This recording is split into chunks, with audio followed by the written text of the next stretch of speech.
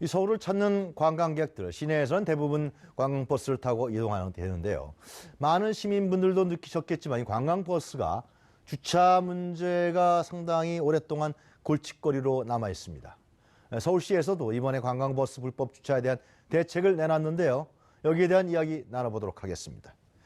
녹색교통운동 송상석 사무처장님 나오셨습니다. 안녕하십니까? 네, 안녕하십니까? 네. 리서치 배정찬 본부장 나오셨습니다. 안녕하십니까? 안녕하십니까? 네. 자, 시내 나가면 두 분도 이 관광버스 많이 보시죠? 네? 걸어 다닐 때도 아주 그렇고 또 차를 몰고 갈 때도 하여튼 관광버스 때문에 하여튼 상당히 고통스러운 게 운전자들의 지금 이제 얘기인데요. 배정찬 본부장님 먼저 서울시에서 일단 이 문제를 두고 굉장히 고민이 많았던 걸로 알고 있어요. 네. 현재 주차장을 일단 늘리는 방안을 모색하고 있다 그러는데요. 어떻습니까? 네, 도로를 걸을 때면 이게 사람 반, 네. 버스 반, 뭐 네. 이런 이야기까지 나오고 있는데 올해 평일 기준 이 도심 내 관광버스 주차장 및 주요 불법 주차 구간 68개소에 대해서 네. 이 수요 조사를 했었습니다. 해봤더니 이 관광버스가 집중되는 시간이 10시부터 한 11시 정도 이제 관광을 시작하면서 네. 쇼핑을 좀 하고 점심을 먹으러 가게 되는 그런 시간 네. 직전인데요. 이 도심 내 전체 수요는 721대 정도를 댈 수 있어야 되는데 네. 실질적으로 주차장이 공급되는 것은 이 582면 정도밖에 안 되고 있습니다. 그래서 네. 이 139면이나 부족한 그런 상황이기 때문에 예. 정체되고 이 버스로 바글바글해 보이는 모습인데요. 이 경복궁 근역, 네. 도심의 고궁과 쇼핑할 곳이 많기 때문에 아무래도 도심 근처가 붐빌 수밖에 없는 것이거든요. 경복궁 근역의 주차장 141면이 부족하고 인사동에 118면이나 부족합니다. 그런데 이 용산 권역에는 또 한 100면 정도 여유가 있거든요. 네. 그 주차 공간도 빈익빈 부익부입니다. 이렇게 구마다 틀린 그런 상황인데요. 이 관광버스 주차장 확보와 더불어서 이 관광버스를 좀 더 이 주차 공간을 적절하게 분산 또 주차할 수 있게 한다면 이런 좀 문제도 해소될 수 있을 것 아니냐라는 분석이 나오고 있는데요. 이 도심 관광버스 주차 이 공간 확보를 위해서 나대지를 활용할 수가 있다. 비어있는 장소가 될 수 네. 있고 또 도로상의 허용 구간을 조금만 더 알뜰살뜰 살펴서 발굴을 좀 해보자. 또 대규모 개발을 할 경우에는 관광버스 주차장을 확보할 수 있게 좀 법적으로도 제대로 규제하자. 이렇게 해서 네. 19년까지 서울시 계획은 이 8개 지역에 8개소에 360면을 그래요? 이 조성할 오. 그 계획으로 알려져 있는데 360면을 더 증가시키겠다. 그렇습니다. 주요 네. 대상지로는 남산, 많은 분들이 가시는 거 예장자락, 그리고 풍문여고, 바로 네. 인사동 근처입니다. 신라호텔, 종로구 신청사 지역, 송현동, 이 대한항공, 칼 부지에 이런 계획을 세우고 있습니다. 저희 교통방송이 상암동으로 이사 온 지 얼마 안 됐는데요. 그 전에 예장동에 있었습니다. 예, 그렇습니다. 거기 방송할 때 보면 관광버스 쫙 서 있고요. 예. 하여튼 이면도로까지 꽉 차 있었어요. 자, 처장님, 지금 이제 배영찬 본부장님이 서울시 계획에 대해서 이제 정리해 주셨는데 네. 이게 지금 360면을 더 증가시키겠다는 건데요. 네네. 이 가능할까요? 이 돈이 한두 푼이 들지 않을 텐데 말이죠. 그러니까 지금 네. 서울시가 그런 부지를 매입을 해서 하기는 좀 어렵다. 그러니까 이제 새로 이제 개발 사업이 들어가는 곳에 이제 확충을 하겠다 이제 이런 얘기인 거죠. 네. 그런데 아까 말씀하셨다시피 사실은 주차 수요를 분산하는 것도 중요하지만 기본적으로 주차를 도심에서 하도록 하는 것들을 좀 막아야 된다. 이런 게 좀 중요할 것 같습니다. 네. 최근에 이제 해외 유형을 아마 많이 가셨을 텐데 이제 해외에 예를 들면 뭐 런던이나 파리 같은데 우리나라 서울처럼 이렇게 주차를 불법 주차하는 버스들을 아마 거의 못 보셨을 거예요. 관광버스 좀 못 본 것 같아요. 근데 그렇다고 해서 관광버스로 관광을 안 하느냐 하죠. 하는데 이제 관광버스들이 와서 이제 승하차 관광객들을 내려놓고 네. 지정된 주차장으로 이동을 합니다. 근데 우리는 지금 그렇게 하지 않고 있기 때문에 그게 문제인 거예요. 네. 하여튼 지금 문제점 지적해 주셨는데요. 자, 지금 어떻습니까? 배영찬 본부장님. 면세점 요즘에 굉장히 이제 대기업 위주로 해서 많이 늘어났는데 네. 면세점에도 주차장이 확보가 다 있나요? 어떻습니까? 시민들이 생각하실 때는 대기업 면세점 같은 곳에 주차 공간이 있을 텐데 네. 그곳에 주차를 한다면 이런 문제가 없지 않겠느냐 이런 생각을 하실 수가 있습니다.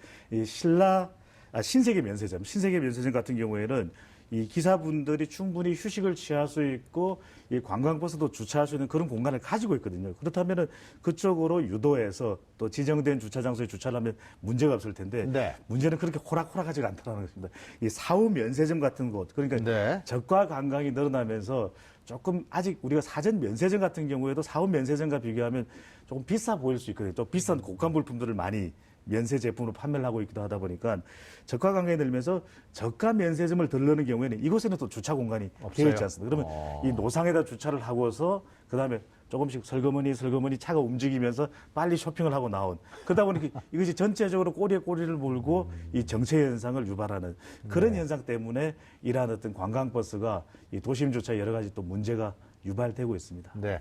그 서울시에서는 아까 이제 나대지를 활용해서 이제 300면 이상을 직면을 하겠다라고 얘기했는데 또 하나 계획이 이제 이러한 문제점이 있으니까 셔틀버스를 관광 호텔과 면세점이라든가 네. 이런 데를 운영하겠다 그러는데 그건 어떻게 보세요, 차장님? 그 주요 관광지를 잇는 셔틀을 운행한다라고 하는 것은 상당히 방안일 수 있겠습니다. 아, 왜냐하면 그래요? 이제 관광객들의 경우는 이제 서울에 잘 되어 있긴 하지만 대중교통을 이용해서 관광하거나 이제 이런 게 단체 관광객 경우는 이제 한계가 좀 있다 보니까 네. 그런 셔틀을 활용하는 것도 긍정적인 방안 중에 하나일 수 있겠죠. 그럼 그렇다고 해서 관광버스가 없어지는 건가요? 아, 아까 잠깐 저가 관광 말씀을 하셨는데 네. 사실은 제가 생각할 때는 아마 이런 형태의 관광은 이제 앞으로는 줄어들 거다. 왜 그러냐면 중국도 지금 최근에 발표가 네. 한국으로 가는 저가 관광을 규제하겠다. 그럼 왜 이 저가 관광들이 있냐면 우리나라 그 관광 회사들이 네. 사실은 중국의 고가 관광을 얻기 위해서 상품을 얻기 위해서 저가 관광을 떠안는 방식이거든요. 그래서 사실은 우리나라 관광업계도 별로 좋아하지 않습니다. 이런 저가 관광을. 그러니까 네. 향후에는 뭐 중국 내 규제도 있지만 아까 말씀드린 대로 지금 아까 뉴스에도 잠깐 나왔습니다만 서울시 도심을 보행자 중심으로 바꾼다. 이거는 네. 이제 도로를 줄인다라는 개념이기 때문에 그만큼 주차라든지 이런 수요들을 계속 억제하는 정책들을 갈 것입니다. 그러면 소위 말해 관광도 이제 걸으면서 예를 들면 사대문안 같은 경우는 충분히 걸으면서 주요 관광지를 다 볼 수 있거든요. 그럴 경우에 주요 이제 승하차 지점들을 운영을 하고 이게 그러니까 도심 외곽에 예를 들면 고수부지를 현재 있는 고수부지 같은 것들을 활용할 수 있고 용산에 네. 같은 경우는 예를 들면 뭐 전쟁기념관 주차장이라든지 서부 역사에 있는 또 이렇게 관광버스 전용 주차장이 있습니다. 그런 쪽으로 이제 유도를 하는 것이죠. 그다음에 이제 관광객들은 이제 걸으면서 실제 도심 안을 이제 관광을 할 수 있도록 네. 이런 프로그램들을 사실 권장하는 게 하나의 대책이지 않을까 이렇게 생각합니다. 근데 그 저가 관광이요. 그 중국 관광객들 유치. 그 관광 상품제이 저렴한데 그 중국 사람들이 오면은 쇼핑 쪽으로 다 돌리면서 거기서 많이 사게 하는 거 아니에요. 그럼 관광버스는 거기서 대기하고 있는 거고. 하여튼 뭐 없어질 거라고 처장님은 앞으로 개선될 거라고 얘기하지만은 네. 그래서 더 이게 주차 문제가 생기는 거 아닌가 싶기도 해요. 그렇죠. 그러니까 사실은 관광객들 입장에서도 네. 이게 서울의 관광이라고 하는 걸 충분히 즐기지 못하는 겁니다. 왜냐면 쇼핑 거기만 가는 그렇죠. 거 아니에요? 고궁에 잠깐 내렸다가 네. 명동에 쇼핑하고 그건 사실 지정된 쇼핑몰이 없으니까 명동을 이제 둘러보는 거죠. 아, 그래요? 그다음에 아까 본부장님 말씀하셨던 대로 네. 개인이 운영하는 사후 면세점에 가가지고 거기서 이제 쇼핑하는 이런 형태로 운영이 되거든요. 근데 네. 사실은 오시는 분들도 서울을 제대로 즐기고 가지 못하는 거죠. 그러니까 서울 입장에서도 이 관광객이 늘어나면은 그로 인한 예를 들면 경제 효과가 있어야 되는데 이거 일부만 누리게 되니까 실제로는 그 관광객이 늘어나는 데 대한 파급 효과는 매우 제한적이다. 그러니까 앞으로는 이런 류의 관광이라든지 이런 것들을 좀 배제할 수 있도록 대책을 만드는 것뿐만 아니라 네. 교통 측면에서 놓고 보면은 이런 식으로 일단 고궁 앞에서 이렇게 굉장히 짧은 거리를 이동함에도 불구하고 관광버스를 이용하든 이런 것들이 아닌 소위 말 걸으면서 관광할 수 있는 이런 프로그램들이라든지 그런 시설들이라든지 이런 것들이 좀 갖춰진다 그러면 제가 말씀드린 대로 향후에는 차차 없어지지 않을까 이렇게 생각합니다. 네, 그런 기대를 우리가 할 수 있다. 네, 그런 그렇죠. 말씀이신 것 네. 같은데요. 일단 관광버스가 아까 이제 뭐 슬금슬금 앞으로 가다가 슬금슬금 한다 말씀하셨는데 이 과태료를 안 매깁니까? 과태료 매길 거 아니에요. 그렇습니다. 과태료를 당연히 매기고는 있는데 그것이 네. 현실적으로 관광버스에게 어느 정도의 압박이 될 수 있는 또는 이 불법 주차를 하지 못하도록 하는 정도의 수준은 되지 못하고 있는 것이거든요. 네. 실질적으로 이제 이번 수요 조사의 결과를 과거의 어떤 지표와 분석을 해보면은 95년, 20년 전인데 20년 전에 비해서 1인당 국민 소득은 한 3배 이상 늘어났습니다. 그런데 네. 과태료는 거의 그대로 제자리 수준에 머물고 있거든요. 그리고 이 관광버스가 대형 버스다 보니까 견인하기가 너무 힘듭니다. 이거 언제 견인하고 또 언제 또 보관했다가 또 가져가서 이런 걸 처리하는 것 자체가 너무나도 견인차도 큰 게 와야 되겠어요. 큰 적어도 1.5톤 이상 3톤 네. 정도의 견인 차량이 또 견인을 해가는 것이고요. 또 요즘에는 또 이 관광버스가 워낙 도심에서는 이 촘촘하게 주차되어 있다 보니까 사실상 견인이 불가능합니다. 이걸 견인하려면 엄청난 시간이 들일 수밖에 없기 때문에 거의 뭐 포기하는 수준 정도밖에 안 되고 그냥 과태료를 물리게 되는데 과태료는 좀 인상하는 과태료는 방안도 나온 5만 것 원 같아요. 정도입니다. 그래서 이것을 인상하는 방안인데 인상을 하게 되고 또 견인을까지 하게 되고 또 보관료까지 하루치를 물리게 되면 또 20만 원 정도가 되는데 이 과태료를 또 지나치게 높이게 되면 이것이 관광버스가 관광회사에 또 소속되어 있는 경우도 있지만 자영업 형태로 또 독립적으로 계약을 맺는 경우도 있거든요. 그런 네. 경우에 또 보험료도 지불해야 되고 이런 또 도심에서의 과태료도 그래서 많은 경우에는 그냥 과태료를 이 관광회사가 물어주는 경우들이 많습니다. 아, 그래요? 관광버스 기사분들께 그냥 뭐 어차피 주차가 안 되는 거니까 5만 원 정도 우리가 하루에 뭐 2번, 3번 내주겠다 이렇게 되는데 이게 또 2시간마다 또 과태료를 물릴 수가 있습니다.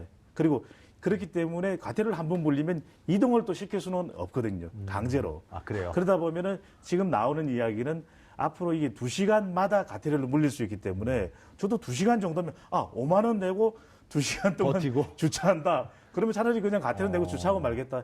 이런 또 결과가 나올 수도 있기 때문에 네. 지금 현재로서는 5분마다 과태료를 물리게 되면 이게 또 엄청 기하급수적으로 많은 돈이 될 수가 있거든요. 네. 하루에. 그러면은 어느 정도 좀 심리적인 압박 때문에 기사분들도 옮겨갈 수 있지 않겠냐. 근데 대부분의 또 기사분들이 영세합니다. 많은 수익을 올리기보다 아까 저가 관광이기 때문에 실질적으로 여기서 나올 수 있는 마진폭은 크지 않거든요. 그러다 보면 과연 뭐 시 입장에서도 이런 뭐 불법 주차를 용인할 수는 없는데 네.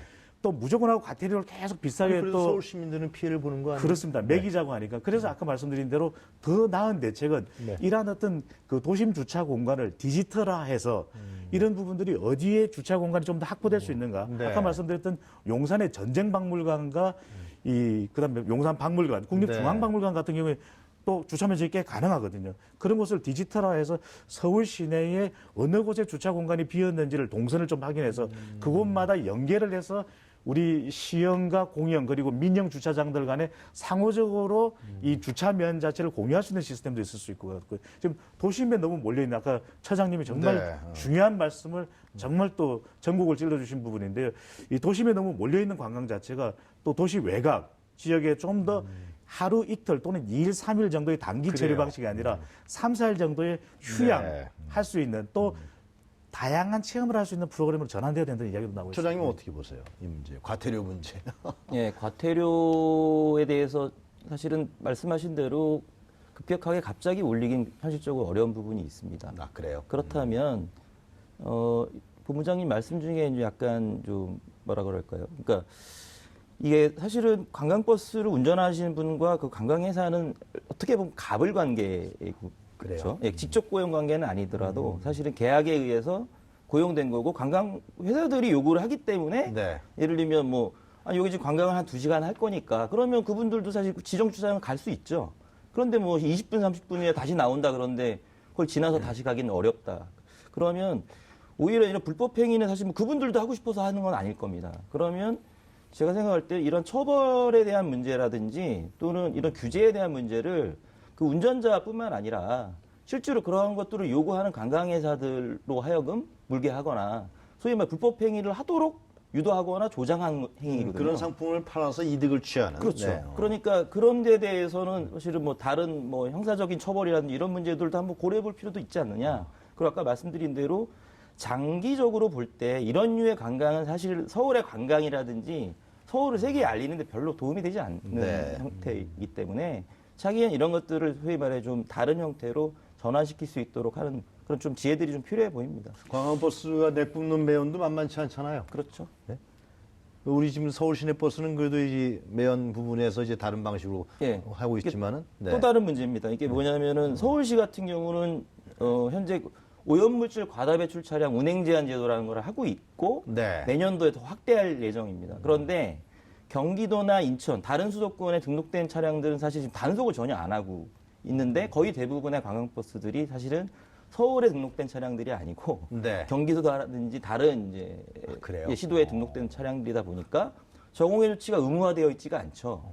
그러니까 그런 측면에서 놓고 보면 사실 이런 어떤 진입이라든지 운행 규제를 해야 되는데 아마 내년부터는 이런 대상 차량들에 대한 규제가 또 있을 것이기 때문에 네. 그런 것을 통해서라도 이제 그 도심 진입이나 이런 것들이 좀 제한될 수 있는 그런 여지가 좀 있다고. 그래서 처장님 말씀하신 대로 이게 차량 등록지의 규제를 받고 있기 때문에 오히려 더 많은 시간을 서울에서 운행하고 있는데 서울은 정말 전 세계인들이 좋아하는 선호하는 그런 관광지 아니겠습니까? 네. 그래서 정말 오늘 I travel you, 뭐 I clean you 이런 예. 이야기까지도 나오고 있기 때문에 서울에서 운행되는 이런 버스에서도 전기 자동차를 전기 버스를 좀 더 여러 가지 지원을 통해서 국가 지원뿐만 아니라 또 지자체에서도 이런 또 관광 회사에서도 협력을 해서 관광 버스가 전기 자동차화 될 수 있도록 네. 그렇게 만들어야 되는데 외국에 뭐 처장님 너무 잘 아시겠습니다만 선진국 같은 경우에는 이런 전기 버스를 통해서 오히려 이 나라의 친환경적인 그런 요소까지도 이 다른 국민들에게 다른 관광객들에게 국가의 관광객들에게 이 좋은 국가의 이미지를 또 보여주고 있기도 하거든요. 또 우리 서울시 같은 경우에는 그런 다양한 정책을 또 추진해 왔지 않습니까? 그래서 이번 기회에 말씀하신 대로 그런 매연을 방지하는 저 전기버스 도입도 좀 시급하다고 보여집니다. 두 분 말씀을 들어보니까 이 서울의 이제 관광버스 이 문제가 단순하게 과태료를 물리고 규제를 강화하고 뭐 주차장을 대폭 늘린다 그래서 이 문제가 근본적으로 해소될 수 있는 문제는 아닌 것 같네요. 차장님께서 조금 전에 그 관광 프로그램을 바꿔야 된다. 그런 얘기를 해주셨는데 조금 더 좀 디테일하게 좀 들어가 주시죠. 예. 그 해외 도시 사례를 좀 보시면 이제 지금 우리나라도 이제 그런 추세가 좀 바뀌고 있는 것 같은데요. 이제 이런 단체 관광객들이 아니라 가족 단위거나 친구들끼리 오는 관광객들이 최근 많이 늘었습니다. 예를 들면 뭐 이제 공항철도 같은 데 보시면은 아마 네. 느끼실 텐데. 근데 그분들이 와서 즐길 수 있는 거리들은 사실 우리가 생각하는 건 조금씩 다른 것 같아요.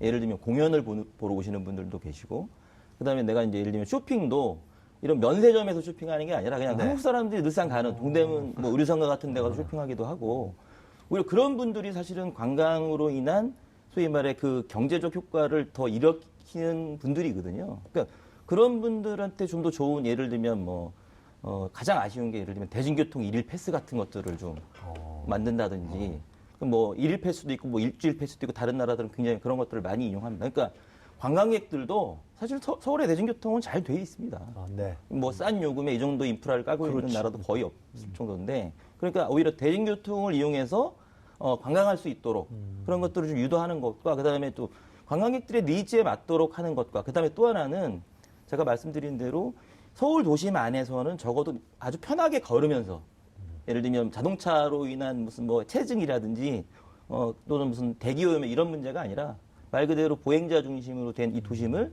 걸으면서 즐길 수 있는 이런 것들을 좀 만들 수 있다 그러면 굳이 관광버스들이 와가지고 거기서 이렇게 포스트 받아서 서 있을 이유는 없을 거다 이렇게 생각합니다. 본부장님은 뭐 네. 사장님 말씀하신 대로 네. 짧게만 추가를 하면은 네. 이제 관광이라는 것이 버스를 하는 것도 중요하겠지만 우리가 걷는 것 자체가 에너지 절약이고 친환경이거든요. 그래서 네. 서울시에서도 걷기 좋은 길 그런 다양한 프로그램과 스토리텔링 투어가 있기 때문에 반드시 이것을 이용한다면 중국 관광객이든 또 외국 관광객이든 더 좋은 서울의 참맛을 느낄 수 있다. 그래서 저는 도보 여행 투어를 적극적으로 좀 추천을 투어. 예, 추천드리고 그리고 좀 있습니다. 전에 그 주차장 같은 경우도 좀 다른 시스템을 통해서 이렇게 체계 있게 그 주차장 관리 운영을 하자 그런 말씀도 하신 거 아니에요? 네, 그렇습니다. 그래서 서로 어느 주차 공간이 비어 있는지 분산하는 것을 뭐 공영 또 민영 바로 확인할 수 있는 시스템도 단기적으로는 빨리 좀 적극적으로 활용할 필요가 있어 보입니다. 종합적인 대책이 만들어져야겠네요. 그 아마 지난번에 발표한 서울시 대책 중에는 앱을 통해서 네. 현재 관광버스 주차장이 이제 현재 운영 현황을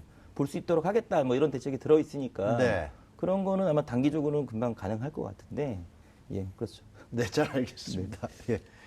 네, 지금까지 녹색교통운동의 송상석 사무처장 그리고 리서치앤리서치의 배종찬 본부장님과 함께 이야기 나눠봤습니다. 감사합니다. 고맙습니다.